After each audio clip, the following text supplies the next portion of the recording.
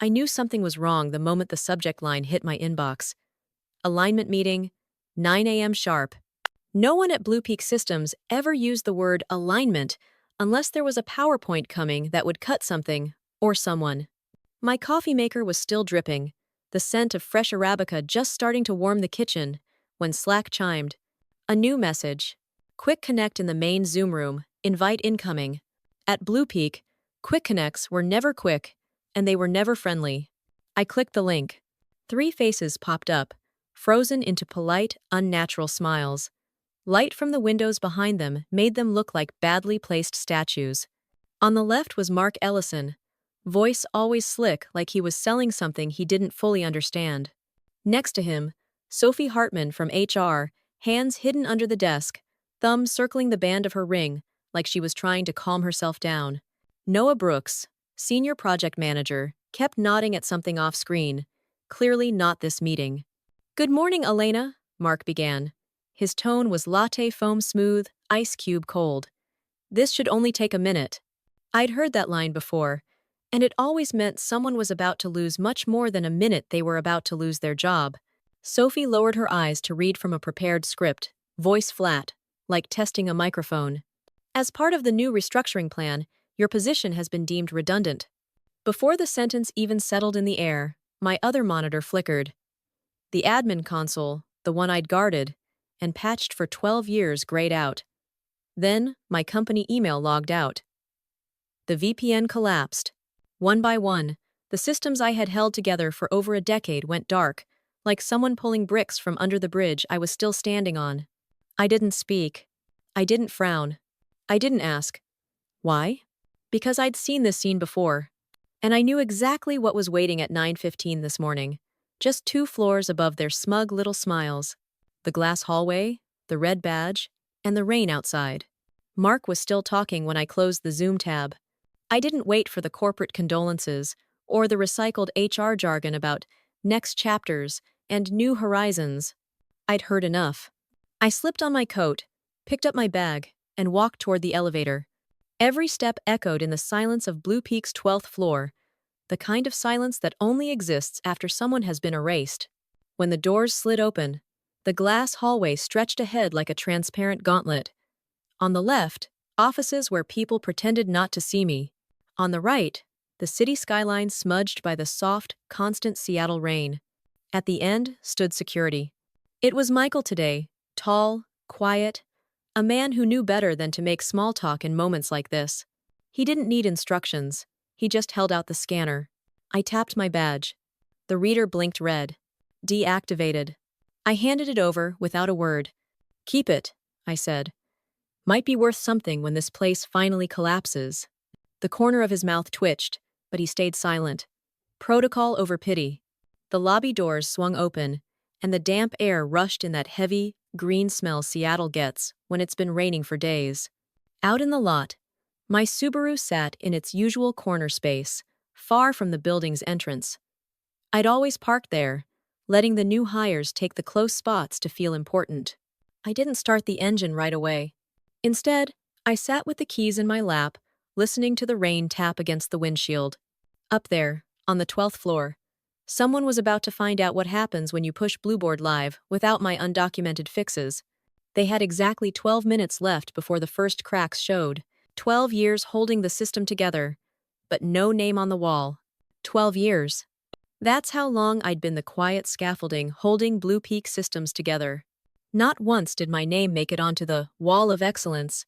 In the lobby, a wall lined with faces of people who had never debugged a data stream at 3 in the morning or nursed a dying integration back to life during a client panic call. I wasn't the kind of employee who made noise in meetings. I wasn't the one angling for credit or positioning for the next promotion. I was the one who made sure the system didn't collapse while everyone else was arguing about budget allocations and lunch stipends. The truth? Blue Peak's infrastructure was a patchwork quilt, sewn together by different hands over 2 decades. Some of it was still running on code from 2009. Half the critical processes relied on a retired API whose only documentation was a yellow Post-it note hidden under an old manager's keyboard. The other half ran on nightly jobs that would fail silently unless you knew exactly where to look in the logs, which of course I did. And so, I became the invisible insurance policy. When the data import tool choked on double spaces in client names, I wrote a regex that fixed it before anyone noticed. When the APAC feed sent null values that froze revenue reports, I quietly added a cleanup script so the sales team could keep pretending their forecasts were flawless. When the Blueboard couldn't parse certain currency formats, I built a parser in my spare hours. Nobody thanked me. Not really. At most, I got a Slack emoji, a tiny thumbs up from someone who had no idea what they'd just been saved from. And that was fine. I didn't need applause. But I did expect respect. That respect never came. Instead, my photo stayed off the wall, while people like Ryan from marketing, who once deleted the staging environment, thinking it was a sandbox, grinned from their plaques under a motivational slogan. They didn't realize that every day, every hour, the thing they called stability wasn't the system. It was me. The ghost processes that kept Blue Peak alive. Most people at Blue Peak thought the office shut down at 6 p.m. For me, that was when the real work began. By the time the last project manager had left for Pilates and the last developer had shut their laptop to microwave a frozen dinner, I was still there, a single desk lamp casting a warm circle on a sea of empty cubicles. Outside, the Seattle rain traced silver streaks down the glass walls. Inside, it was just me, the quiet hum of the servers, and my spiral-bound notebook. That notebook was my real documentation. Coffee stains on the cover, corners worn soft, ink smudges where my hand had rested too long. Inside were the fixes no one else knew existed. Lines of SQL written in my own shorthand. Hand-drawn data flow diagrams that would make no sense to anyone but me. Bold underlines where I'd written, "Do not deploy," next to specific scripts that could crash entire regions if touched. I built ghost processes, silent scripts running in the background, never checked into Git, never shared in a Jira ticket.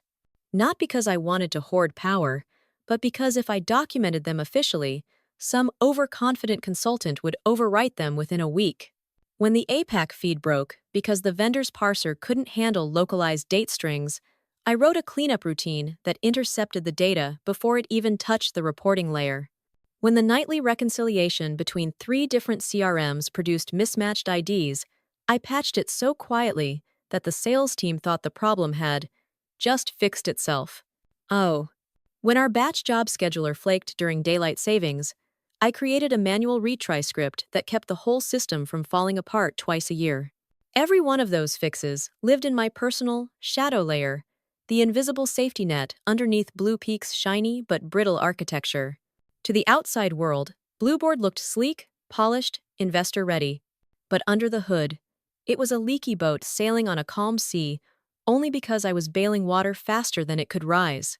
I didn't stay late for praise. I stayed late because I knew what would happen if I didn't. And now, as I sat in my car with my badge deactivated and the rain sliding down the windshield, I knew exactly what was about to happen without me. The 9:15 a.m. deployment and the first cracks. At 9:15 a.m., Blue Peak pushed Blueboard v 5.0 live. I wasn't there to sign off because they'd just erased me from the system 12 minutes earlier, which meant none of my undocumented fixes, none of my validation scripts, none of my shadow safety nets were in place. It didn't take long. By 9:17 a.m., the first hairline cracks appeared. From the outside, it probably just looked like a glitch, an empty widget here, a loading spinner there. But I knew better. I knew exactly which domino had tipped over, and which ones would fall next. The APAC region's ingestion schema was the first casualty. Instead of clean, reconciled revenue figures, the dashboard spat out default dates from the 1st of January, 1970 epoch time, the kind of thing you only see when the system is pulling garbage from deep inside a null field. Taylor Kim, one of the senior sales reps, refreshed her dashboard 5 times before sending a panicked message. Is my pipeline showing 0 because I'm fired? Or because the dashboard's drunk? It spread quickly. Ops teams couldn't pull regional metrics. Revenue ops saw null values where there should have been lead attribution. Entire KPI reports for APAC came through labeled in French. The churn rate graph, the one the executives love to quote in board meetings, now claimed 134% churn, which was mathematically impossible unless our clients were quitting twice. By 9:23, the War Room Zoom call was live. Inside the glass-walled conference room, Richard Kane, Blue Peak's CTO, stormed in clutching his phone like it owed him money. "Who signed off on this push?" he barked. Silence. The kind of silence where no one wants to be the first to speak because they know heads are about to roll. Someone mumbled something about vendor validation. Richard's eyes went flat. "You pushed this without Elena's sign-off?" Nobody answered. They didn't have to. Up in that glass room, the panic was starting to set in. Down here in my car, I just watched the rain slide across the windshield and waited. Because this was only the beginning. The war room and the first wave of panic. The glass-walled conference room on the 12th floor had turned into a pressure cooker. Through that transparent box, I could picture every twitch and every sideways glance. Richard Kane stood at the head of the table, his voice low but sharp enough to cut through the hum of overlapping conversations. "I'll ask one more time," he said. "Who pushed this to production without Elena's validation?" No one wanted to meet his eyes. Mark Ellison, head of corporate strategy, pretended to be studying a spreadsheet that didn't exist. Sophie Hartman, from HR, sat with her lips pressed so tightly they almost disappeared. Noah Brooks, the senior PM, was scrolling Slack on his phone, like it might reveal a parallel universe where this wasn't happening. The big wall-mounted monitor showed the damage in real time. APAC feed. Broken. European data. Mismatched currency conversions. North America. Partial data loss in lead attribution. The whole dashboard, a $3.5 million flagship product, was now a work of abstract art. Messages from the field were coming in like shrapnel. Ops can't pull territory reports. Revenue numbers aren't matching the CRM. Our biggest client's lifetime value just dropped to $112 overnight. Richard finally turned to Noah. "You were project managing this release. Did you confirm Elena's final merge request?" Noah's jaw moved, but no sound came out. "We assumed it was fine," the vendor said. Richard slammed his palm on the table. "The vendor? The vendor couldn't even tell me what a localized date string was last month." The room went quiet, except for the sound of someone's pen nervously clicking. Richard looked at each face in turn. "You fired the only person who knew where the duct tape was, and then you cut the duct tape loose. Congratulations. You've just turned our Q2 launch into a live demo of corporate negligence." Up in that war room, the heat was building. Down in my car, the rain kept its steady rhythm against the roof. I wasn't smiling, but I'll admit, I could almost feel the temperature rise 2 floors above me. They still had no idea how bad it was about to get. The apartment, the tea, and the quiet watch. By the time I got home, the rain had thickened into a fine mist, the kind that clings to your coat long after you've stepped inside. Max, my black long-haired cat, met me at the door with a slow blink, then promptly went back to his spot on the couch as if nothing in the world was urgent. The apartment was still. Just the soft hum of the heater and the muted city noise beyond the rain-slicked windows. I hung up my coat, set the kettle on the stove, and opened my personal laptop, not the company-issued one they'd locked me out of. On the desktop was an icon that looked harmless enough. System monitor.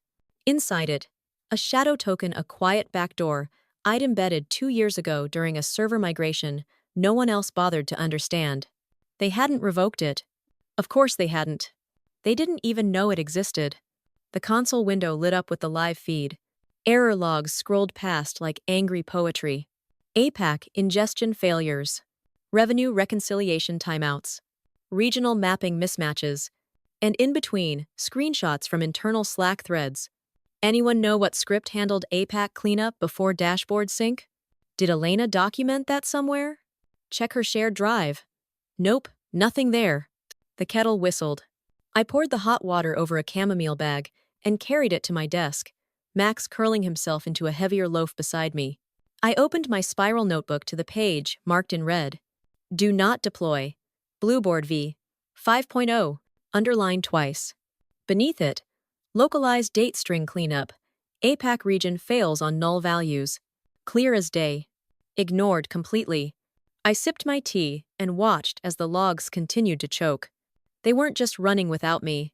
They were running straight into the brick walls. I'd been quietly moving out of their path for 12 years. And now, with every minute, those walls were closing in. Desperate pings and deliberate silence. It started with a single text from an unknown number.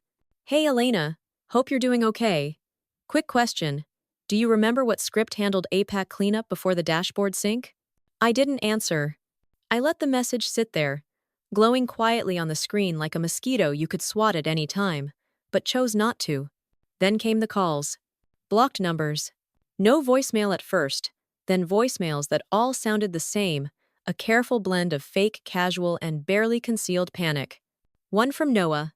"Hey, just wondering if you've still got a copy of that regional parser fix you wrote last year? Totally fine if not, just thought I'd ask." One from Sophie in HR, voice tight, clipped. "Elena, could you give me a call when you get this? We have some follow-up questions." By the third call, they'd stopped pretending. Richard Kane's voice on voicemail was blunt. "We're in compliance trouble. If you could spare a minute, we'd like to discuss a short-term consulting arrangement." I put my phone face down on the table. The logs on my laptop were still scrolling, relentless. New errors layered over old ones, some I'd seen before, some I'd never seen, because I'd always prevented them from happening. APAC ingestion pipeline completely stalled. Lead attribution model returning empty sets. Europe's regional parser now spitting Korean country codes for Dutch clients. Max stretched, yawned, and settled back into his loaf shape beside my tea. The steam curled upward, slow and steady. A quiet counterpoint to the chaos spinning itself 2 miles away in a glass tower. I'd warned them.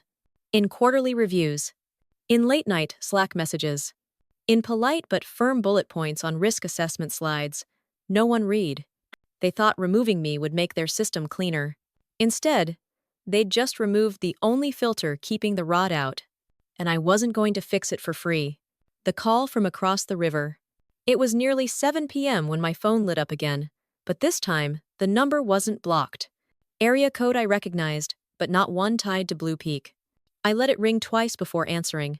"Elena Duarte," I said. Flat, neutral. A young voice, clear, and a little too cheerful for the hour. "Hi Elena, my name's Jamie Cole. I'm with Data Vision Analytics." I leaned back in my chair. Data Vision. Blue Peak's shadow in every sales pitch for the last 3 years.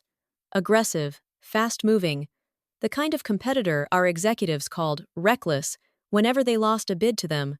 Jamie cleared their throat. "I heard from, let's call it a mutual client, that you were responsible for keeping their integration stable. And, well, they mentioned things have been a little turbulent since you left Blue Peak." I didn't reply. Silence is an excellent negotiation tactic. Jamie pressed on. "We'd love to explore whether you might be open to consulting, even short-term. You clearly understand the infrastructure better than most and—" "Send me your NDA," I interrupted, "and your current client roster. If I see overlap, we'll talk. Otherwise, we're done here." There was a pause, the kind where you can hear someone deciding whether to argue or to follow instructions. Jamie chose correctly. "I'll send it within the hour. Thank you, Elena." We hung up. I looked over at the console feed. Blue Peak's errors were stacking higher.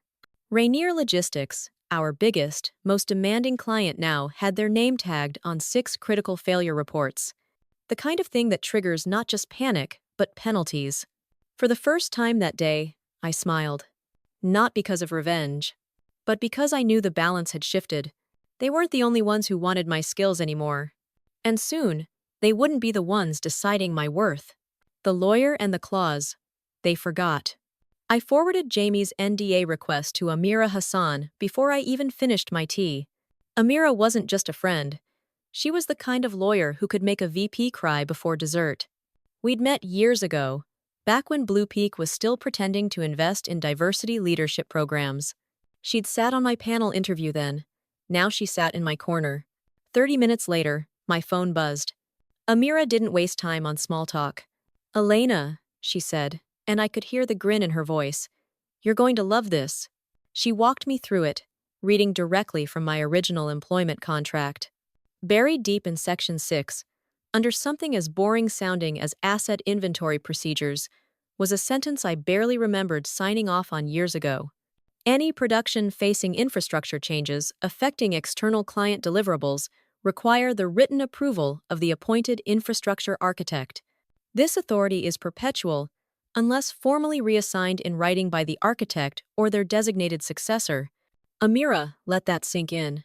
In other words, she continued, you're still the mandatory sign-off for anything that touches the Blueboard system in production. They never amended it. They never reassigned it. Which means they pushed 5.0 without my approval. I finished for her. Exactly. And that, Amira said, is a compliance violation. Given Rainier Logistics' contract terms, it's also a breach that could cost them 7 figures in penalties. I sat back in my chair, tea cooling in my hands. All those years, I'd been the silent firewall between them and disaster, and now they'd fired me without even pulling the pin from their own legal grenade. They're going to call you again, Amira said. And when they do, you name your terms. No discounts, no favors. I looked over at Max, who was sprawled across the couch like royalty. For the first time all day, I felt the tightness in my chest ease. Blue Peak thought they'd erased me from their story. Turns out, they couldn't even turn the page without my signature. The compliance warning. At 6:45 the next morning, Blue Peak's executive inboxes lit up with the kind of email no one wants to start their day with. The subject line from Rainier Logistics was short and lethal. Material concern.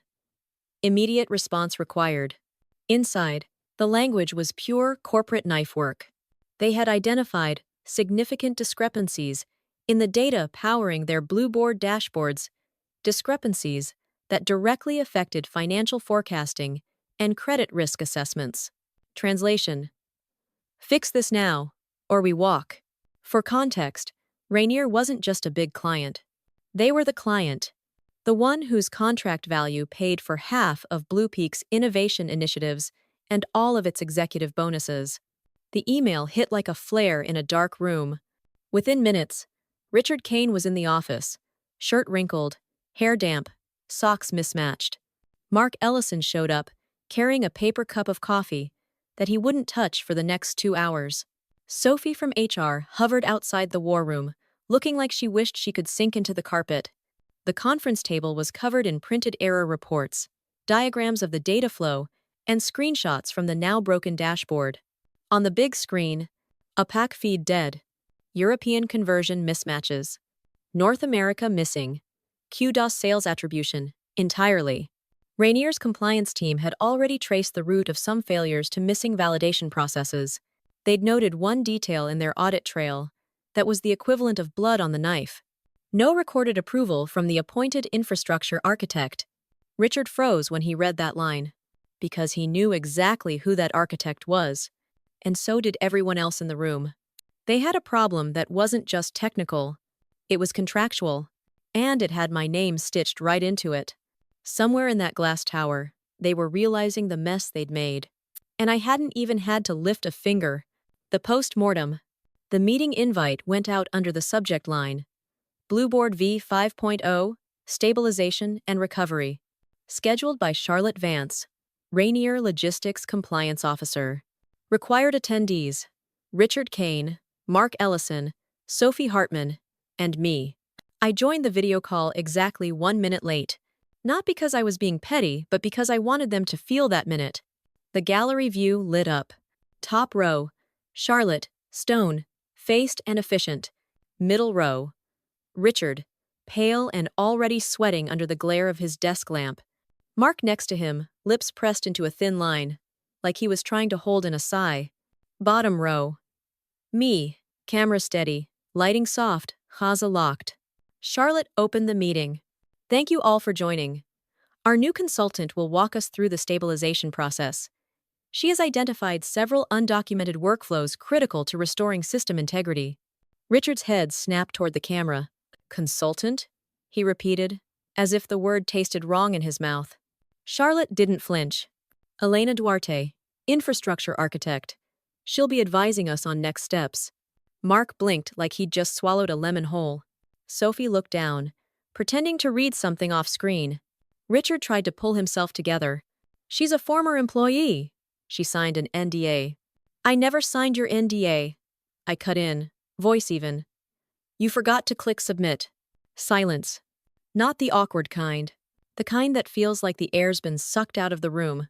I clicked to share my screen. Up came a clean, labeled document. Blueboard V 5.0, Emergency Triage. Every broken process mapped. Every corrupted feed highlighted. Every missing patch noted, with a timestamp showing exactly when my version was removed from production. Charlotte nodded. These findings align with what Rainier's audit has already confirmed. Richard opened his mouth. I didn't give him the chance. You ignored my warnings. You fired the only person who knew where the cracks were. And now you want seamless recovery. I leaned slightly toward the camera. Let me show you what seamless will cost. The map of the wreckage. I switched to the second tab in my screen share. A diagram unfolded across the display, a spiderweb of data pipelines, integration points, and validation gates. Half the nodes were red. The others pulsed yellow like warning beacons. This, I said, my voice calm but edged, is the current state of your production environment. I zoomed in on the APAC ingestion path. This feed is dead because you pushed live without running the localized datestring cleanup. I flagged that in my staging notes. Twice. You ignored it. I panned to the European node. These currency conversion mismatches? That's because the mapping schema update I wrote was never merged into production. You're now reporting to your Dutch clients in Korean currency codes. I imagine that's going over well. Then North America. Your lead attribution model is missing the entire Q2 dataset because the nightly reconciliation script was tied to a manual trigger, my manual trigger. Without it, the job simply never runs. Richard shifted in his chair. Mark's eyes flicked toward Sophie, then away. Charlotte took notes, her pen moving quickly, every stroke an official record of their negligence. Finally, I brought up the last tab, a single file icon. Its name was simple, but deliberate. ProdSync, Failsafe, V1. This executable, I said, restores the APAC feed, rolls back the faulty currency mappings, and triggers the reconciliation job for North America. It re-establishes baseline data integrity in under 90 minutes. Richard leaned forward. You're saying you can fix this right now? I met his gaze through the lens.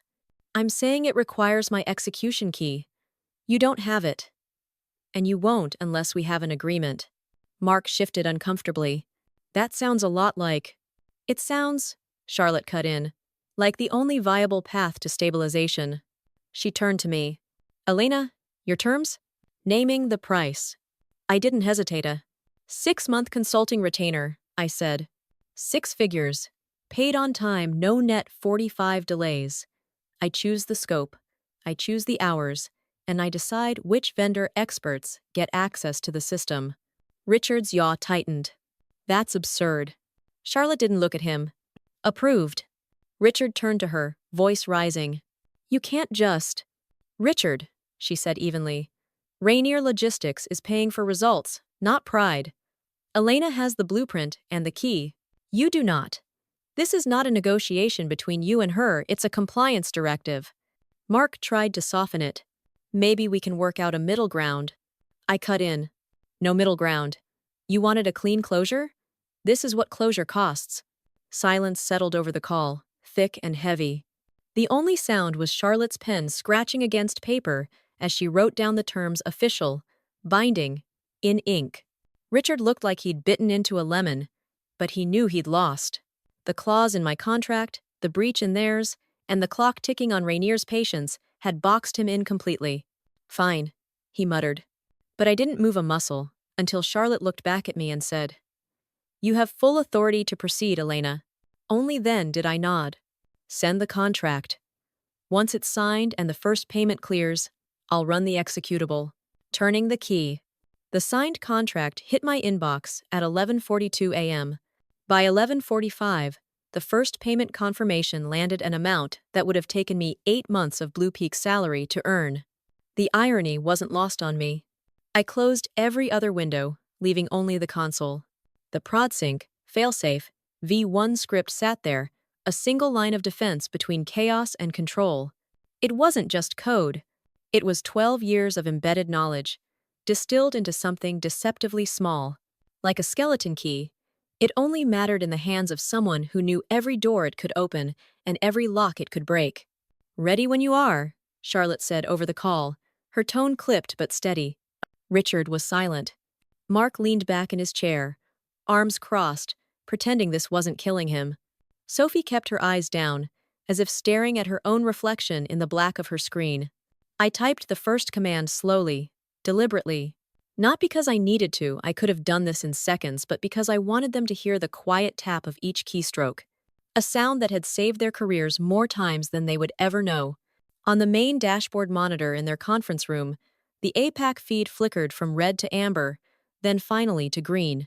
The French labels vanished, replaced by clean, region-specific metrics. The North American attribution model began to populate, numbers clicking into place like a combination lock finding its code. European conversions realigned, decimal points and currency symbols snapping back to sanity. In the war room, I could hear the muted exhales the kind people make when they've been holding their breath for hours without realizing it. "It's stabilizing," Noah said quietly, like he didn't quite believe it. I didn't look up from the console. "It's recovering," I corrected.